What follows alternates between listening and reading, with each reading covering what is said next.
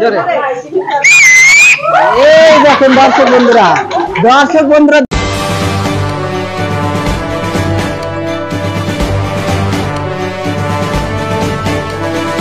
প্রিয় দর্শক, আমি রয়েছি NF railway employees union Lumding ব্রাঞ্চে।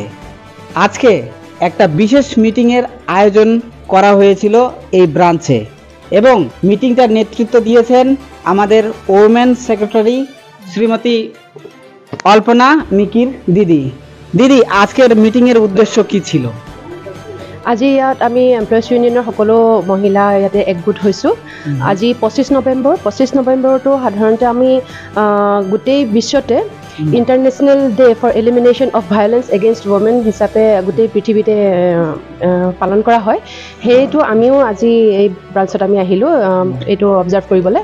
তো আজি আমি আমাৰ মহিলা বহুত গোট খালোঁ, এই বিষয়ে আমি ডিছকাছ কৰিলোঁ। ইয়াতে নিজৰ ব্ৰাঞ্চত মহিলাসকলে কি ধৰণৰ অসুবিধা ফেচ কৰে, যিকোনো ধৰণৰ ভায়লেন্স, সেয়া চবেও নিজৰ বক্তব্য আগবঢ়ালে। নিজৰ ভায়লেন্স যিকোনো প্ৰকাৰে হ'ব পাৰে, অফিচত হ'ব পাৰে বা ঘৰত হ'ব পাৰে বা ছাৰাউণ্ডিঙত হ'ব পাৰে, যিকোনো জেগাতে হ'ব পাৰে, সেয়া আমি আজি ডিছকাছ কৰা হ'ল। বহুত ফ্ৰুটফুল হ'ল আজি আমাৰ মিটিংখন। আৰু আমি লগতে আপকামিং যিটো আমাৰ 8, 9, 10 ডিচেম্বৰত যিটো মিটিং হ'ব আমাৰ লামডিঙত, BGM আৰু working committee meeting, general meeting, সেই বিষয়েও আমি আজি ডিছকাশ্যন কৰিলোঁ।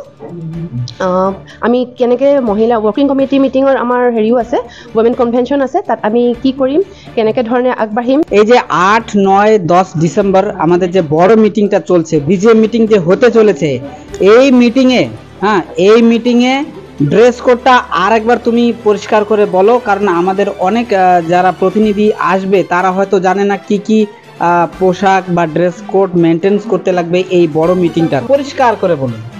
হয়, আমি মহিলাসকলে এটা ড্ৰেছ কোড ডিচাইড কৰিছোঁ। সেইটো হ'লে ড্ৰেছ কোড থাকিলে আমাৰ হয় কি এটা ইউনিফৰ্মিটি থাকে। আৰু আমি লামডিং ডিভিজনৰ, যিহেতু আমি লামডিং ডিভিজনে এইটো এৰেঞ্জ কৰিছোঁ, তো লামডিং ডিভিজনৰ আমাৰ যিমানখিনি কেণ্ডিডেট থাকিব, যিমানখিনি আমাৰ ইয়াতে এমপ্লয়ী থাকিব, ফিমেল এমপ্লয়ী, তেওঁলোকে 8 তাৰিখে আমি গ্ৰীণ কালাৰ কৰিছোঁ, ছেজ অফ গ্ৰীণত পিন্ধিব। আৰু 9 তাৰিখে এটা লাইট গল্ডেনত আছে, আৰু 10 তাৰিখে লাইট পিংকত আছে। তেনেকৈ ছেডছ অফ পিংক পিন্ধিব পাৰে, একো নাই যে এইটো কালাৰেই হ'ব লাগিব। সেই তেনেকৈ আমি ডিছকাছ কৰা হৈছে, ডিচিশ্যন লোৱা হৈছে, সকলোখিনি এগ্ৰী হৈছে। এতিয়া সেইদিনাখন তাৰমানে তেনেকৈ পিন্ধিলে চবৰে এটা ইউনিফৰ্মিটি থাকে আৰু ভালো লাগিব দেখিবলৈ। আচ্ছা দিদি, আজকের মিটিং দেখে আমি বুঝতে পারলাম যে তারা খুব আগ্রহী। তোমার এক ডাকে তারা কম বেশি 50 থেকে 60 জন মহিলা চলে এসেছে। মানে এই যে ব্রিগেডটা, ওমেন্স যে ব্রিগেডটা দেখে তোমার কেমন অনুভূতি হচ্ছে প্লিজ?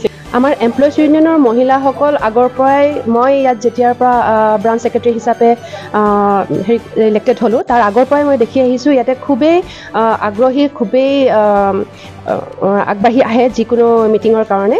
আৰু ইয়াতে আমাৰ ফিমেল এমপ্লয়িজ যথেষ্ট সংখ্যক আছে। গতিকে আমাৰ এতিয়া যিকোনো মিটিঙতে আমাৰ মহিলা এমপ্লয়ী বহুত আহে আৰু গোটেই ভাল লাগে আমাৰ গোটেইখিনি একেলগে যিকোনো মিটিঙত আমি আহি একেলগে কথা পাতোঁ, একেলগে আমাৰ যিকোনো ডিচিশ্যন হয়।